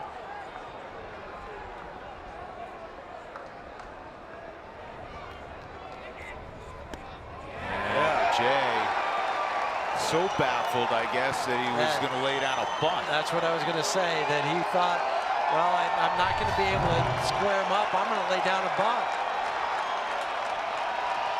Looks at it on the super mode. Rockies fans standing. 2 in scoring position. Rockies up 3-0. 2 outs in the 8th. 1 and 2 on John Jay. Ground ball to Nolan. Under control. Inning over. Marquez. What a job. The shutout intact as we go to the bottom of the 8th. It is 3-0 Colorado at 20th and Blake.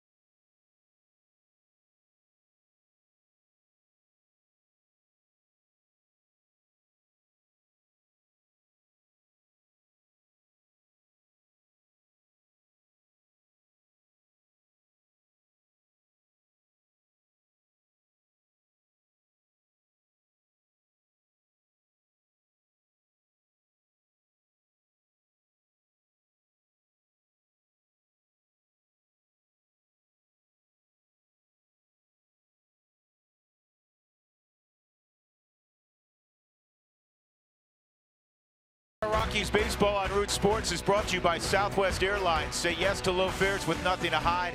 That's transparency. And by the Colorado Lottery's Lucky for Life. Win $1,000 a day for life. You know when you're really lucky? When you're really good. 3-0 Colorado, and Marquez really good. 99 pitches, 8 shutout innings. His manager, Buddy Black, congratulating him. And some more words of wisdom. I just love how Buddy handles these young guys. He is instilling great belief in them. And when your manager, your leader believes in you, think of the heights you can reach. Any height you want, because you have the confidence in yourself, but you know the manager has it. You don't want to let him down. And then also some of the decisions that Bud had to make today. You know, runners at second and third. Does he pinch hit for him? No, he lets him go ahead and hit. It worked out that he drove in a couple runs, but also to face John Jay. He could have gone and got the left-hander, but he didn't. DJ behind 0-1 to Hector Rondon, who used to be the full-time closer for the Cubs. Even last year, the first half, he saved 18 games before they went and got Aroldis Chapman. Now he's a setup guy for Wade Davis, and he's got his typically really fine numbers also. He's 14 and 13 in his career, 77 saves to your point, Drew, but his first blown save the other night on Friday against the Yankees. A lot of changes going on for the Cubs. Yeah.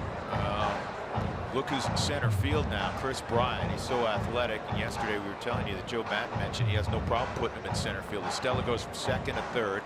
Zobra stays in the game. He's at second.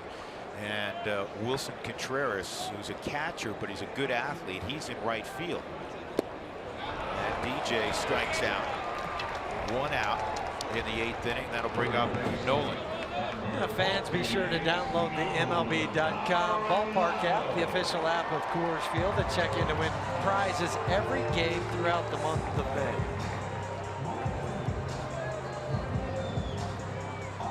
Truly in the Rockies bullpen, Greg Holland getting ready.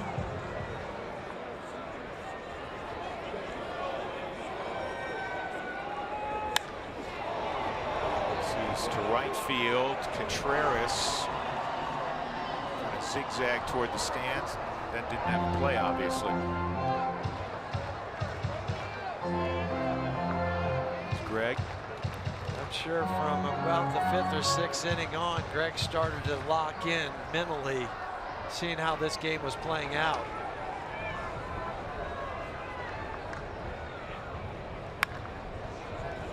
Oh, 2.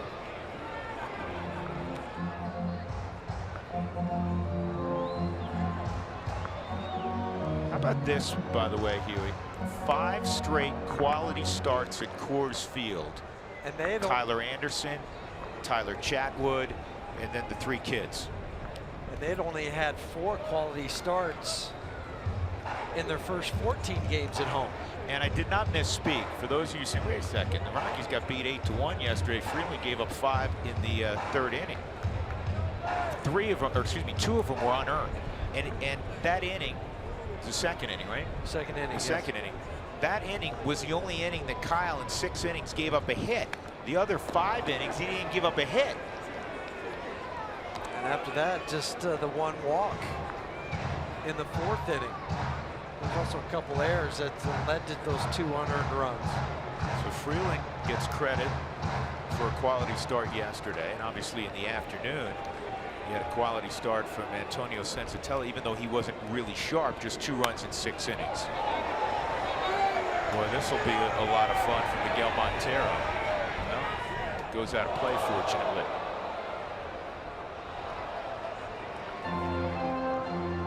Who wants tacos? Fans follow @RootsSports_RM on Twitter to receive alerts for the Rockies taco special when the Rockies score 7 or more runs.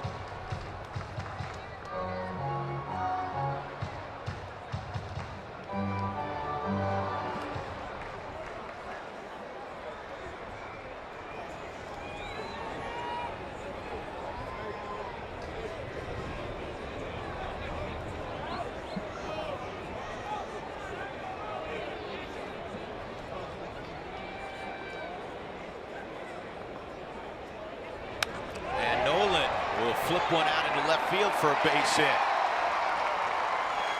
I appreciate Jaime Baez's enthusiasm. I do too. Now he's still running hard out of that. Had a bad ankle after the series at home against the Yankees, but still going out there, running halfway out to left field. Watch Baez, folks. And then he even tries to jump, thinking, well, I can maybe not come within 20 feet of this.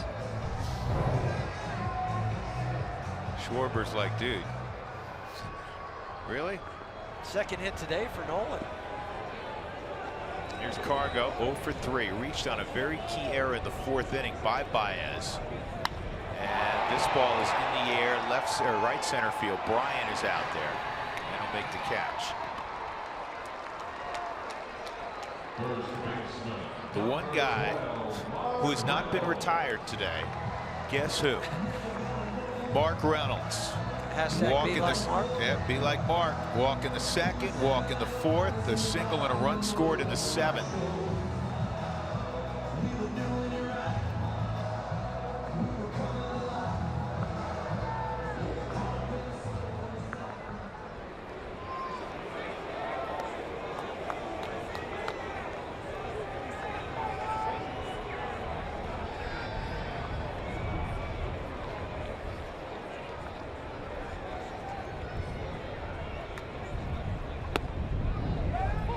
Breaking ball for a strike.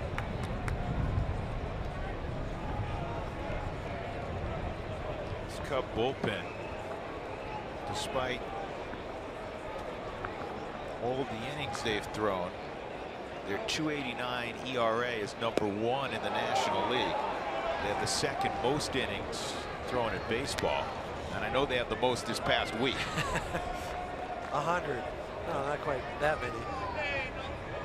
They had 46 2/3 over the 7-game homestand. And Brett Anderson Saturday got hurt in the 1st inning, so they had to pick up, it was 8 1/3 that night, and then the 18-inning affair on Sunday night. Picked up 130 innings, 130 2/3 innings coming into today's game.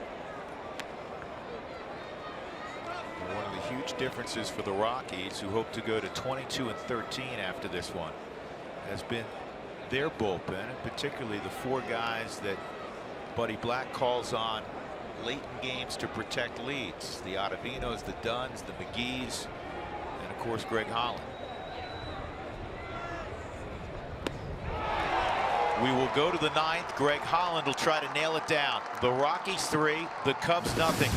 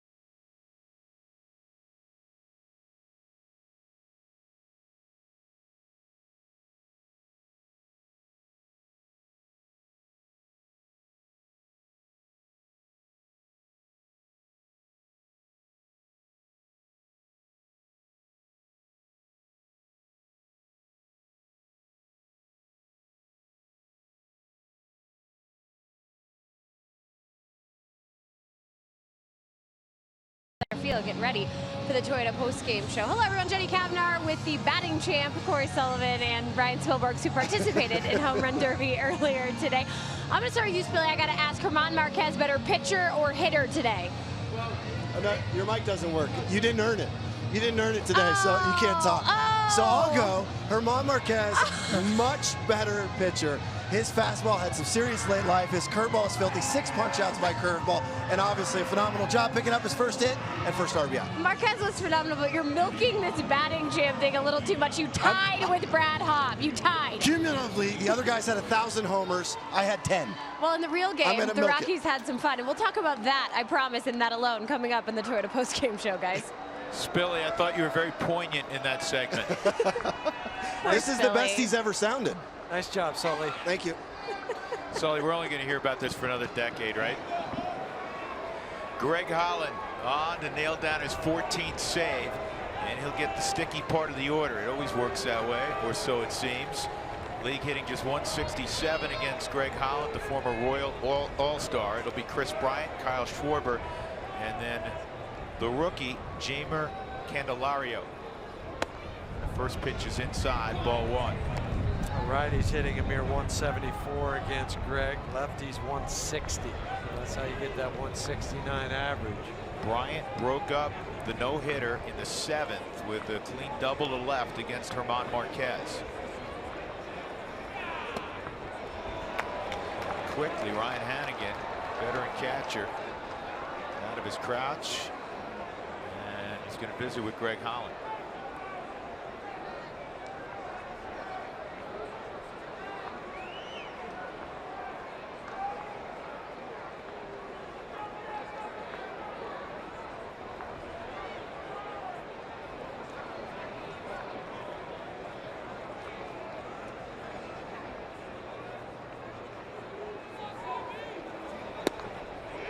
More like it.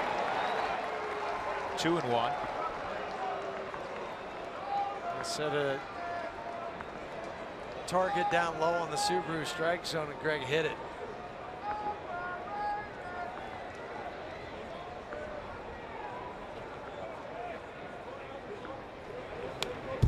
Two and two.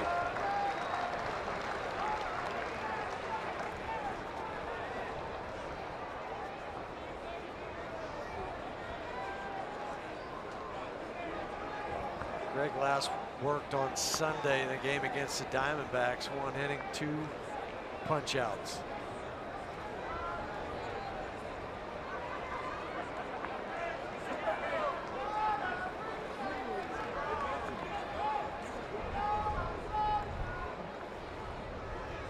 2-2. And that's fouled back.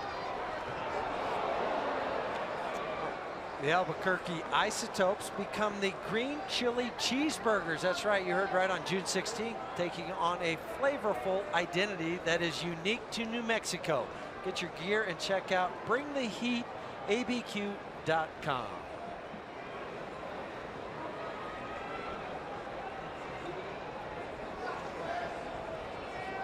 Two and two, Holland ready to go. He's got the sign from Ryan Hannigan.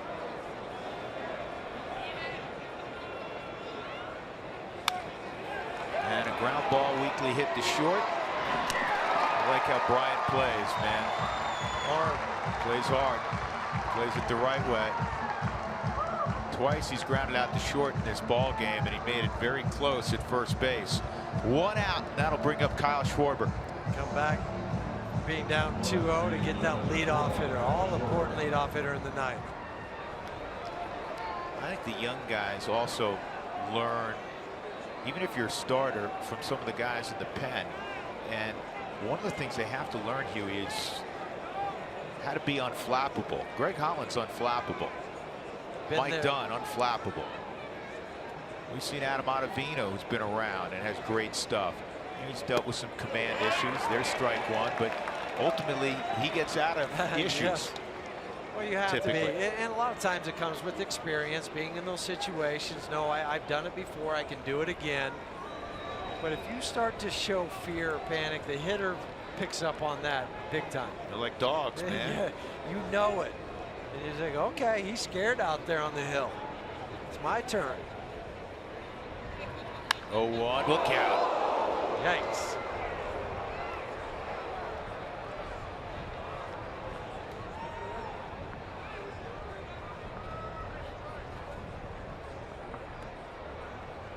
Kyle Schwarber's concerned.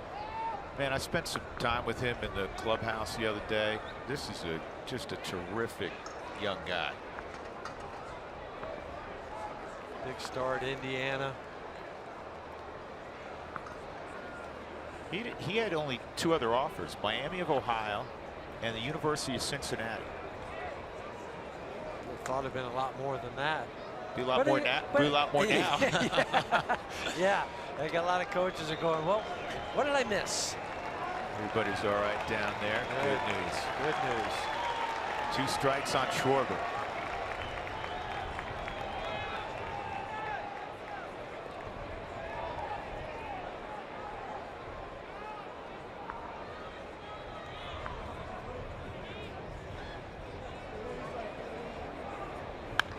This ball is pulled down the line. It's going to twist foul.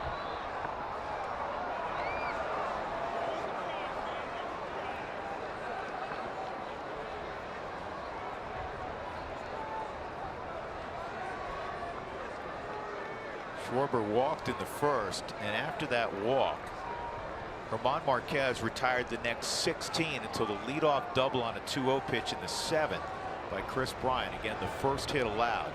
8 shutout innings, just 3 hits and a walk allowed by Marquez. He struck out 8. 1 out in the 9th. Another 0-2. Got it. 2 in the books in the 9th for Greg Holland. There's the slider slurve. Really ramps it. Started at mid-thigh and it drops it behind the plate on the Subaru Supermo. With the overswing, knock it down. Soft toss over to first to complete the 2nd out of the 9th inning. And now the rookie Jamer Candelario. 0 for 3. Rockies fans standing. And with the hood on is German Marquez. He's a rather interested observer. Swung on and missed. Strike 1. This is, if you're Greg too, you can feed into the aggressiveness of this young hitter.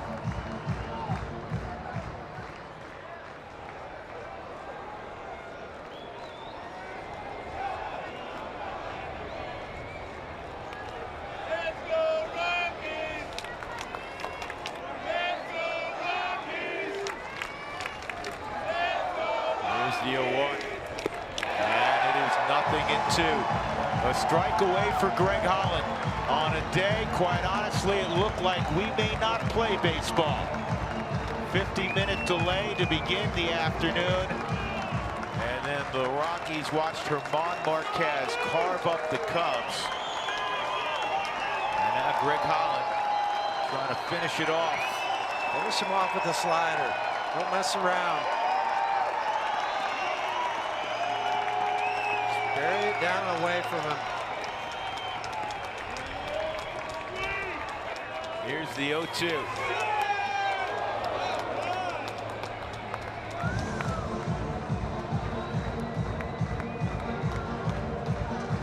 Three runs, 6 hits for the Rockies. Clean defensively.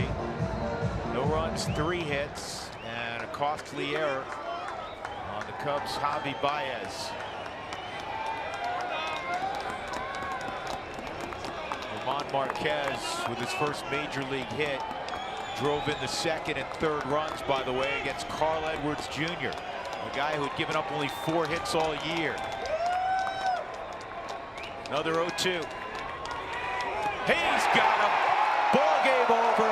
Rockies take 2 of 3 from the Cubs. What a gorgeous performance by German Marquez. Little early season statement again by this precocious group of Colorado Rockies. The Rockies with the victory. Again, 9 games over 500. 22 and 13. The Cubs drop back to 500. Marquez with his first major league win. He's 1-2. Hendricks, who pitched beautifully as well, falls to 2-2, and Greg Holland is perfect at 14 and 14. You want to talk about quick and efficient. Actually, 2nd major league win for Marquez. Well, our Jimmy John's delivery of the game, we had only one choice. German Marquez, he went Little League. He was great on the mound, 8 shutout innings. And then on a high fastball in the mid-90s, he tomahawks one to left to give the Rockies some cushion. And a quick note, Rockies rookies to throw 8+ shutout innings at Coors Field and allow 3 or fewer hits. It's a long list of 3. Tyler Matzik, Juan Nicasio, and now German Marquez. What a job by Marquez and the Rockies. 3-0 the victory. Let's get it to center field. This group would be busy, especially if they let Spilly talk. Jenny? You know it. You ready? No Cubs, no! No Cubs, no! Are we going to go else? Chicago, what do you say? The Cubs already How lost about that? today. A series of victory against the Chicago Cubs. All those Cubbies fans, get out of Denver. Leave unhappy. That's what we like. The Toyota postgame show coming up next. Here at Coors Field.